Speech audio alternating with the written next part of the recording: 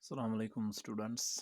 तो आपको पता है कि हमने इससे पहले क्लास जो था उसमें वर्क को डिफ़ाइन किया था। वर्क का कंसेप्ट, साइंटिफिक कंसेप्ट हमने दिया था। तो वर्क के एसआई यूनिट्स हमने बताए थे और वर्क के लिए एक मैथमेटिकल रिलेशन W=F/S हमने बताया था। तो हमने एक चीज़ बताई थी कि अगर एक फोर्स किसी बॉडी पे अप्लाई होता है तो बॉडी कुछ भी डिस्प्लेसमेंट नहीं या कुछ भी डिस्टेंस कवर नहीं करती है, तो उस सूरत में वर्क डन इज़ ज़ीरो। अगर बॉडी ने कुछ डिस्टेंस कवर किया तो उस सिलसिले में सम वर्क इज़ डन। एक और कंडीशन में यहाँ पर आपको बताऊँगा कि अगर एक बॉडी है इस पर मैं फोर्स अप्लाई कर रहा हूँ, एक बॉडी पे मैं फोर्स अप्लाई कर रहा हूँ, लेकिन डिस्प्लेसमेंट इसके अपोजिट डायरेक्शन में हो रहा है। यहाँ पर क्या केस है कि एक साइड में मैं फोर्स अप्लाई कर रहा हूँ, डिस्प्लेसमेंट उसके अपोजिट साइड में हो रहा है, तो उसके लिए मैं बताऊँगा कि यहाँ पर नेगेटिव वर्क होगी। क्योंकि यहाँ पर हम ऐसे लिख सकते हैं W=F इंटू इसका जो है डिस्प्लेसमेंट वो अपोजिट डायरेक्शन में है, तो इसका साइन में लूँगा माइनस। तो टोटल में यहाँ पर निकलेगा W=-F/S और जो वर्क होगी वो नेगेटिव आ गई। So work done is negative. तो मैं यहाँ पर एक पॉइंट बताऊँगा आपको, work done can be zero, negative और positive. Work can be zero, negative और पॉजिटिव। वर्क ज़ीरो भी हो सकती है, नेगेटिव भी, पॉजिटिव भी, और तीनों कंडीशंस आपको पता होनी चाहिए। ज़ीरो तभी जब डिस्प्लेसमेंट ज़ीरो है, नेगेटिव तभी जब डिस्प्लेसमेंट और फोर्स एक दूसरे के अपोजिट डायरेक्शन में है, और पॉजिटिव वर्क तभी जब फोर्स और डिस्प्लेसमेंट एक ही डायरेक्शन में है। ये बहुत इंपॉर्टेंट पॉइंट है, आप इसको याद रखें। अब इसके बाद हमारा जो आज का टॉपिक है वो है एनर्जी। तो आम लैंग्वेज में हम एनर्जी बोलते हैं तवानाई को। कोई भी जो लेमैन होगा वो भी एनर्जी वर्ड यूज़ करता है, लेकिन साइंटिफिक डिफिनीशन हमारे पास जो होती है, scientific definition is precise and definite. छोटी मोटी डिफिनीशन और बिल्कुल टू द पॉइंट डिफिनीशन होनी चाहिए। तो यहाँ पर एक डिफिनीशन हम लिखेंगे एनर्जी की, जो एक इजी डिफिनीशन है। Energy is the ability to do work और कैपेसिटी टू डू वर्क।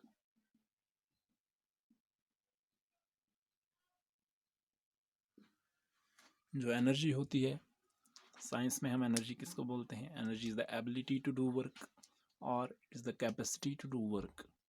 किसी चीज़ में कितनी सलाहियत या किसी चीज़ में कितनी काबिलियत है कि वो काम कर सके। लेकिन साइंटिफिक वर्क और वर्क इन फिज़िक्स, तो उसको हम बोलते हैं energy. So energy is the ability to do work. तो यहाँ से हमें पता चलता है कि जो एनर्जी है it is a measure of work, यानी कि एनर्जी को हम मेजर करते हैं एज द एबिलिटी और कैपेसिटी टू डू वर्क। जिस चीज़ की जितनी ज़्यादा कैपेसिटी होगी काम करने की या वर्क करने की, तो उस चीज़ की उतनी ही ज़्यादा एनर्जी होगी। तो सिंपल है, energy it is the ability to do work और it is the capacity to do work. ऐसा यूनिट्स पे इसकी तरफ हम ज़्यादा नहीं जाएंगे, क्योंकि एनर्जी जो है वो वर्क से ही निकला है। It is a measure of work. So energy का ऐसा यूनिट होगा जूल, और जूल क्या है हमने पहले ही बताया।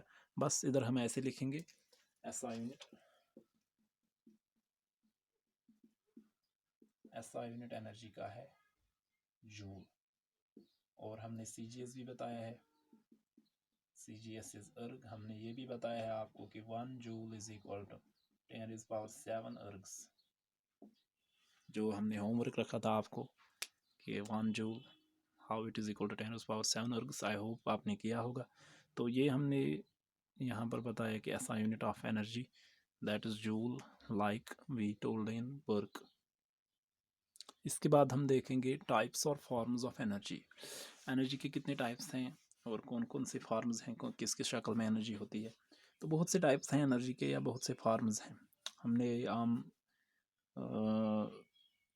डे टू डे लाइफ में हम सुनते हैं कि हीट एनर्जी, केमिकल एनर्जी हम सुनते हैं, इलेक्ट्रिकल एनर्जी का नाम सुनते हैं हम, लाइट एनर्जी का नाम सुनते हैं हम। तो these are forms of energy. यहाँ पर लिखेंगे हम कुछ forms like light energy, chemical energy,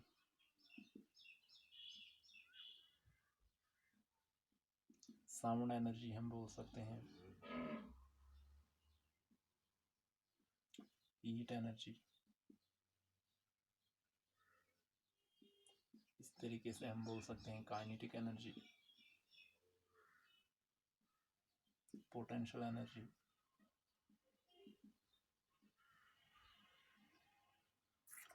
etc। Light energy है, काइनेटिक एनर्जी है, पोटेंशियल एनर्जी है, साउंड एनर्जी है, हीट एनर्जी है, केमिकल एनर्जी है, ये सारे हैं टाइप्स ऑफ एनर्जी। तो यहाँ पर जो हम ध्यान देंगे वो हम देंगे काइनेटिक एनर्जी और पोटेंशियल एनर्जी की तरफ फिजिक्स में। तो पहले हम स्टार्ट करेंगे विद काइनेटिक एनर्जी। पहले डिफिनीशन काइनेटिक एनर्जी की, उसकी मैथमेटिकल रिलेशन, बहुत ही इंपॉर्टेंट क्वेश्चन है, how to derive mathematical equation of kinetic energy. तो वो डिराइव करने की कोशिश करेंगे हम, डिफिनीशन बताने की कोशिश करेंगे। Now we will study kinetic energy. Kinetic energy से स्टार्ट करेंगे। व्हाट इज़ काइनेटिक एनर्जी, पहले डिफिनीशन इसकी काइनेटिक एनर्जी की, फिर उसके बाद इसकी मैथमेटिकल इक्वेशन डिराइव करने की कोशिश हम करेंगे। तो सबसे पहले पता होना चाहिए काइनेटिक एनर्जी क्या है। मैं आपको बताऊं definition of kinetic energy. Kinetic energy it is the energy possessed by body by the virtue of its motion. यानी कि जो भी बॉडी आप मोशन में देखोगे, जो भी बॉडी आप देखोगे कि ये चल रही है, तो उसमें आप समझ लेना कि उसमें काइनेटिक एनर्जी है। फॉर एग्ज़ाम्पल, एक बॉल ज़मीन पे चल रही है, एक ट्रेन चल रही है, या कोई खिलाड़ी जो है वो दौड़ रहा है, ऊपर से कुछ नीचे आ रहा है, तो पानी किसी माउंटेन से नीचे आ रहा है, तो इसमें काइनेटिक एनर्जी है। जब वो चल रहा है तो उसमें काइनेटिक एनर्जी, जो भी चीज़ चल रही है तो उसमें काइनेटिक एनर्जी है। हम डिफिनीशन लिखेंगे, energy possessed by a body by the virtue of its motion. Energy possessed by a body by the virtue of its motion. For example, a rolling ball, a running athlete,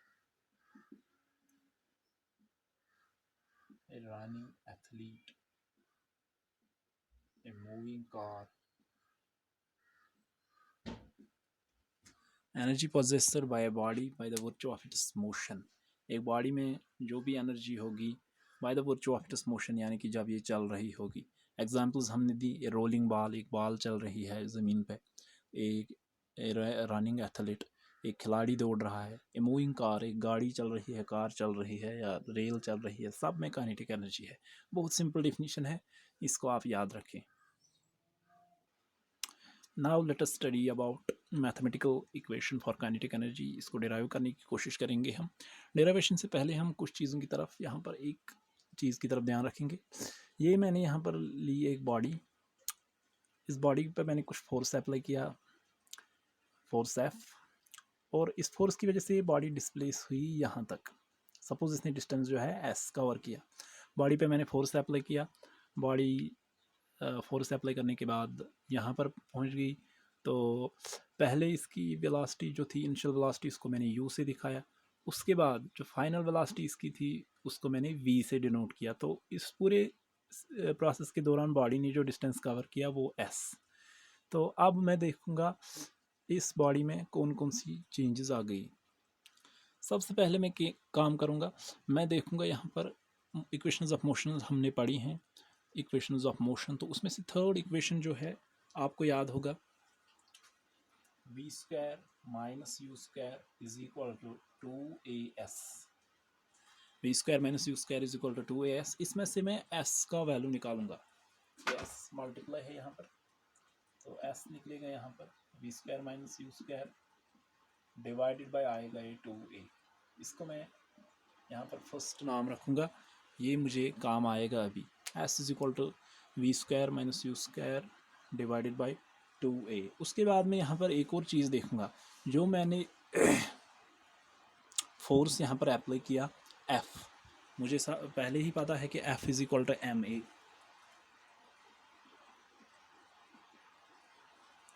F is equal to m into a, ये मुझे Newton के second law से मिलता है ये expression. अगर आपको याद होगा न्यूटन सेकंड लॉ में हमने डेरिवेशन एक की थी, उसमें हमने देखा था F is equal to m into a. अब यहाँ पर क्या होता है, वर्क डन आपको पता ही होगा। अगर मुझे ये बॉडी जो है, ये बॉडी यहाँ से यहाँ लेने तक जो मैंने वर्क किया उसको मैं W से डिनोट करूँगा। Now work done W is equal to F into s. W is equal to F into s, ये कल मैंने आपको इससे पहले वाले लेक्चर में बताया है कि work done is equal to product of F and S। तो इसमें से F का वैल्यू सब्स्टिट्यूट करेंगे M इंटू ए और बाकी रह गया S।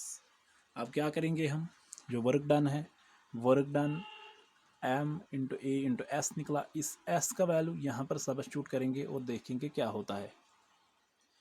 सो स्टूडेंट्स, अब हमें ये वैल्यू जो है ये इसमें सब्स्टिट्यूट करना है।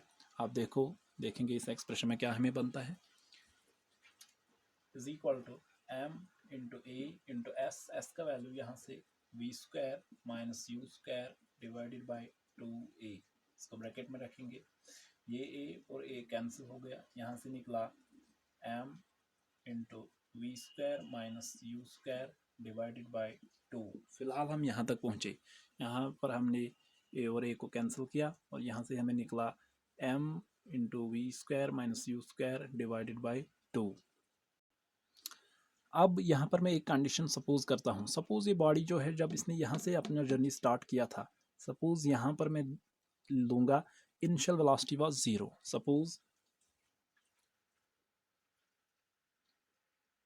Suppose body started from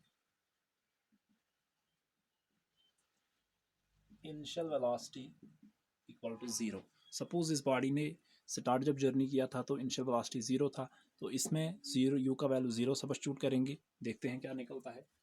therefore W is equal to m into v square minus 0 का स्क्वायर डिवाइडेड बाई 2। यहाँ पर हमने u के बदले में यहाँ 0 का वैल्यू सब्स्टिट्यूट किया। ठीक है, सब्स्टिट्यूट करने के बाद हम देखेंगे अब यहाँ से क्या निकलेगा हमें, m v square divided by 2।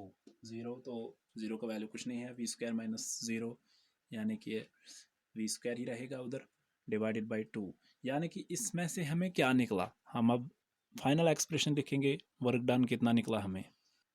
So final expression W is equal to m v square divided by 2, और we can say W is equal to 1/2 of m v square.